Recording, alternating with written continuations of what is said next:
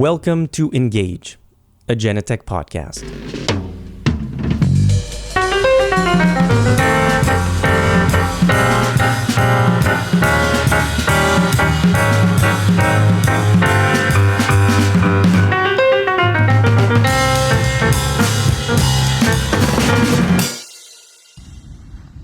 Computer, this is Lieutenant Commander Data.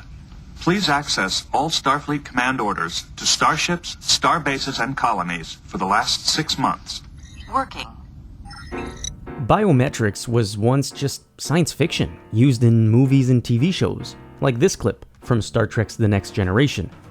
Decades later, however, biometrics has become a part of our everyday lives. From fingerprint scanners on our phone to facial and voice recognition, our use of the technology is ever expanding and can actually play a helpful role in our everyday lives. But we need to ask ourselves, how is it being used to make us safer? And at what risk and cost to our privacy? I'm David Chauvin.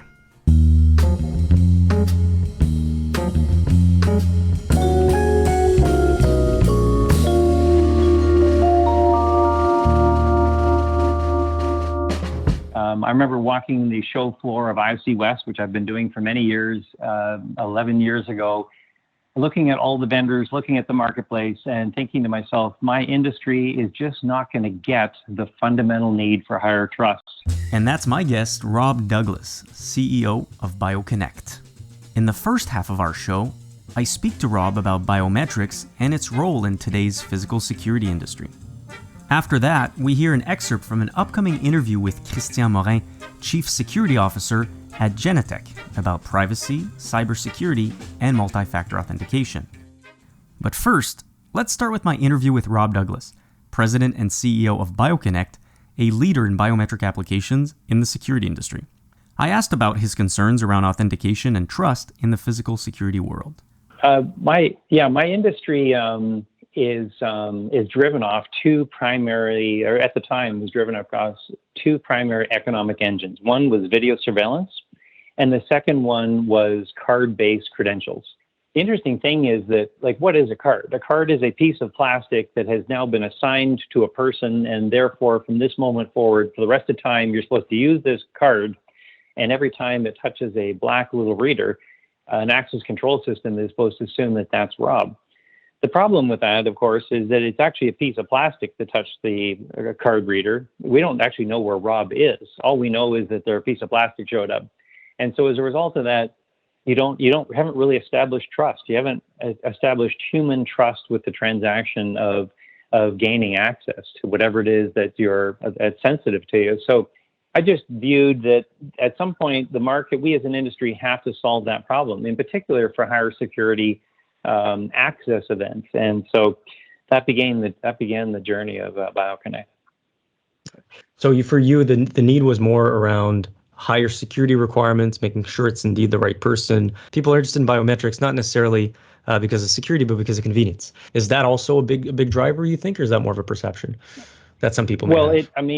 It is a driver for sure. And, people are looking for more and more convenient ways of gaining access to everything. But the bigger issue that we were centered around was, how do you provide higher security, higher level of trust, of confidence that that person is who they say they are? For us, biometrics is really just the last inch. It's the last inch between technology and the human.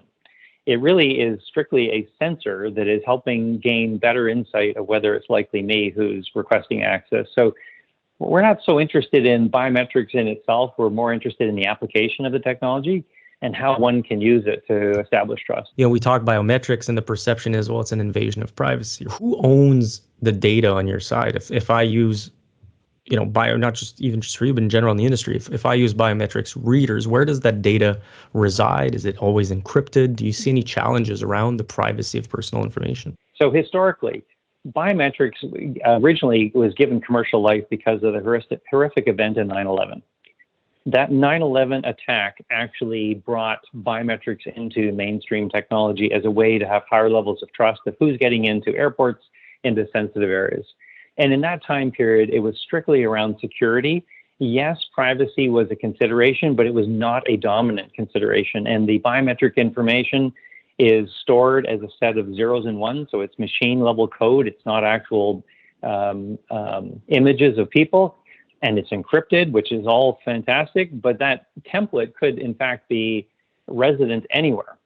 That's historically. If you look at where we are today, we live in a world where privacy matters. In fact, legislation across the US, across Europe, and now coming into Canada as well, is privacy protection. And with that protection comes the responsibility to allow the individual to have control of their biometric information. So they are the ones who give consent to its use, and they solely have the ability to decommission it at their election. And so the shift is moving from the enterprise having control over the biometric information to the individual. And so that if you look out into the future, and not distant future, that's where we're headed. We're heading to a world where the individual citizen is actually the one in control of their biometric through its complete life cycle. As that move is happening now, it's allowing privacy to really achieve what it was always intended to do.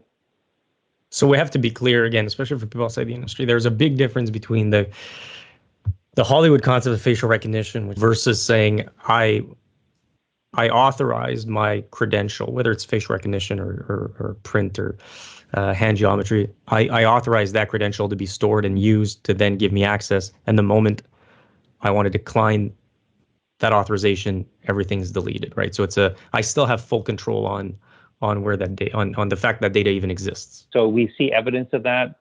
We see that in different laws being passed across the US. But the basic idea is that you can't just take my face and capture that information just through surveillance. The difference is in a point where I'm just trying to get access into a facility, I'm now granting access to use the biometric for the purpose of authenticating who I am to allow me access into a room or into my autonomous vehicle or what have you. And that to me is very acceptable and can be done in a way now with technology where the user can retain control of that biometric information. Are you worried that some legislations might go a bit too far and make it harder for biometrics to thrive? And in the same vein, have you worked with legislators, whether in Canada or the US or even Europe, to try and better educate them on, again, like the differences you just explained, right? That's a very, very important difference. Are you confident that lawmakers understand those differences? So I think legislatively, you're now seeing people understand the difference between surveillance and access, and the legislation is actually calling out that difference, where I now see it's actually going to its rightful place. And in the end, it's going to benefit the individual citizen. The citizen is going to be in much greater control, unlike they've ever been before. Now, it's also worth noting the fact that we're not storing biometric information or your image, the fact that it's all machine code zeros and ones, and the fact it's in an encrypted template, all of those things can give a person great confidence that their PII is being protected, because it's no different than the zeros and ones sitting on your Visa credit card. I think it's heading in the right direction. I believe that technology has to change to accommodate this change. I know for us as a company, I look at the engineering work we've done over the last 12 months to create a world where the individual citizen can be in control of granting access to their biometric and can suspend it at their election, is now available in our platform, and that wouldn't have existed a year or earlier before. So, us and other companies like us certainly have stood up to the challenge of privacy and have brought technology to market to solve it. And earlier you talked about some of the weaknesses of traditional access control hardware, basically. So why are these cards such a weakness and such a security risk for organizations? I walked into a 7-Eleven store only to be shocked to see a kiosk sitting there, and it's a kiosk that will actually duplicate your card and key fob in 15 minutes. It fundamentally means that anyone can walk in with your card or key fob and replicate it in 15 or 20 minutes and can create duplicates of your credential. The people who provide those technologies are just trying to make it easier for people to recreate their credentials. But if you're a chief information security officer, this is a new threat that has presented itself. As an example. Do you know off the top of your head what's the percentage of biometrics adoption in the industry today? I do. In the physical biometric device, so every 10 doors that exist in the marketplace, historically, about 1 out of every 10 doors uses biometrics. The thing that's also now changing is now that we've got 4 or 5 billion people using biometrics on their mobile device, we have a new level of biometrics that are coming into the marketplace from 1 of every 10 doors to, I would imagine, probably within the next short bit of time, will likely be 4 of those 10 doors or 6 of those 10 doors, because people are going to want to use their mobile device. They're going to want to be able to do face recognition from that device as a second factor of authentication for higher security. And they're going to eliminate the need to use a physical card and also enjoy the benefits of biometric security without having to actually put a device on the wall. So we talk about using your phone, and a conversation would not be complete without talking about the pandemic, touching surfaces, and the transmissibility of the virus through contact. Did you experience that firsthand? Did you see either technical issues or issues of perception around biometrics due to the pandemic that's been going on? Yeah, so a year ago, we absolutely observed, in particular, finger recognition devices a year ago where nobody wanted to touch anything, including a biometric reader. So nobody wanted to touch a door handle. Nobody wanted to touch a reader. Nobody wanted to touch anything. Yeah. And so this particular device is wrapped up in sort of that view. And everybody then wanted to move to facial recognition solutions. And here we are a year later. There's no question that the demand for facial recognition systems has increased materially as a result of the other end of COVID. And yet, at the same time, the amount of finger recognition devices that are being sold, it's not quite back to where it was pre-COVID, but it's very close. What's the future of biometrics in a nutshell? I think that if you are Chief Information Security Officer, if you are a Director of Physical Security, if you are the Chief Information Officer, you are in a very challenging role today. And the reason why I say that, and I actually, in a very, very challenging role. The enterprise risk is accelerating. You see, historically, access control, security, moves at the speed of a building. Once it goes in, it never changes. Yep. We have lived in a world for 30, 40, 50 years where once somebody puts something at the door, it stays forever. There are in circulation, I'm told, somewhere between 400 million and 500 million cards in circulation still being used today. So we are an industry that thinks about security, but once it goes in, it never comes out. It just stays there. So now let's put that as the backdrop. Now let's look at the world we're living in today. What's the enterprise risk today? Well, the first one is work from home. I now have a variable workforce. In fact, my workforce of tomorrow, all of them look more like visitors than employees. The second is every company has had to figure out how to digitize their value. And as a result of that, the amount of zeros and ones and data being created has accelerated.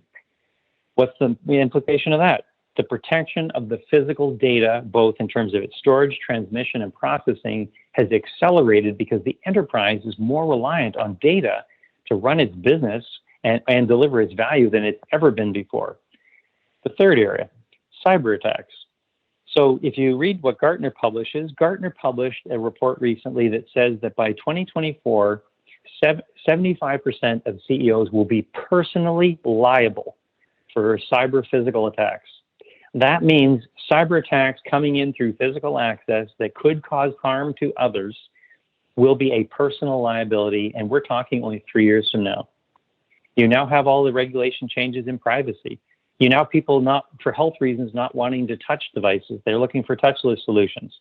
Companies are the acceleration of acquisitions, so you've got more new companies being consolidated, which changes the access control landscape. And then if that's not enough, you have the credential is changing. It's no longer acceptable to just know who you are. Now I need to know, how are you? How is your health? I need to know, why are you here? I need to know how long you're going to be here. And so all of this to be said is that I think for the C-level people that I was referring to they've got to now find an accelerated way to adjust to the threats that are now facing them. And the old world of put it in and leave it, that's over. And so you've got to be able to find a platform approach that you can actually layer in security and adjust security as your threats are changing. I think personally, from my limited experience on the planet, this is got to be one of the biggest challenges that exists for the enterprise. How can I adapt to the changing threats that I'm experiencing and move away from tools that are inflexible to a world where I can adjust my security posture based on the threats I'm experiencing? Thanks, Rob. And I have one more question as we bring our conversation to a close. What do you think the future of physical security should be like? I think that to succeed in tomorrow, for the world of physical access security, we've got to become more nimble in the use of IT-based technologies to be able to adjust to these threats we're talking about. And our industry, of which I'm an active member in, have been for a long time, we have to become more adaptable. Our technologies need to become less proprietary, more open, more capable of adjusting to change. And I think our own industry is learning now how to achieve this. But one thing's for sure, the threats are only going to accelerate, and the tools and technology and the partnerships that one works with has to be adaptable. Rob, thank you so much for your time. That was Rob Douglas, President and CEO of BioConnect.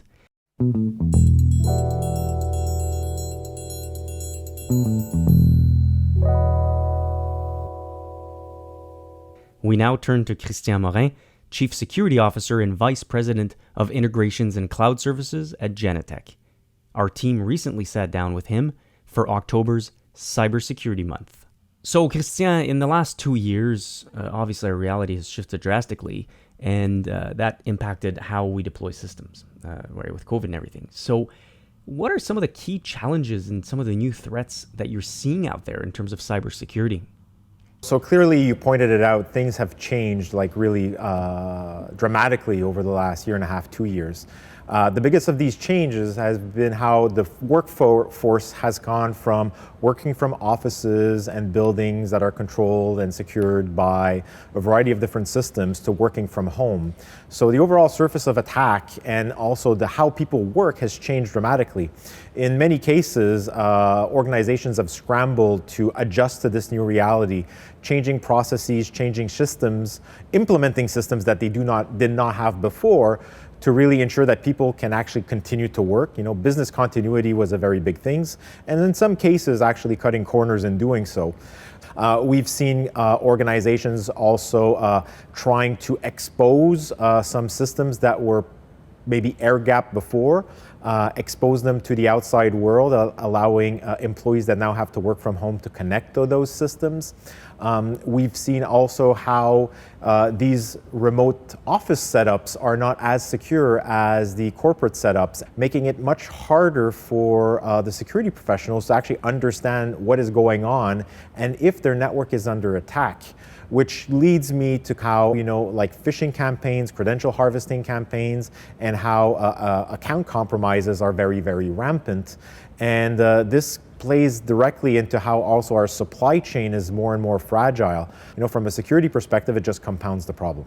So in the early days of the pandemic, there was a significant increase for the demand of touchless access control and companies wanting to use biometrics like facial recognition, right, to avoid people touching surfaces. But when it comes to the use of biometrics, what are some of the privacy and cybersecurity considerations that companies should keep in mind? When we talk about biometrics, such as facial recognition, it clearly falls under the purview of PII, or personally identifiable information.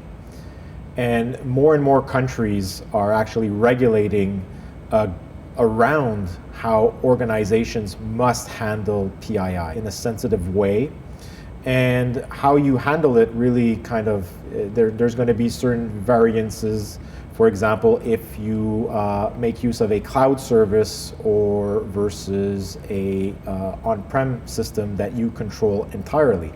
So you have to ensure that whatever it is service that you are leveraging, if it's a cloud service, that they handle PII appropriately.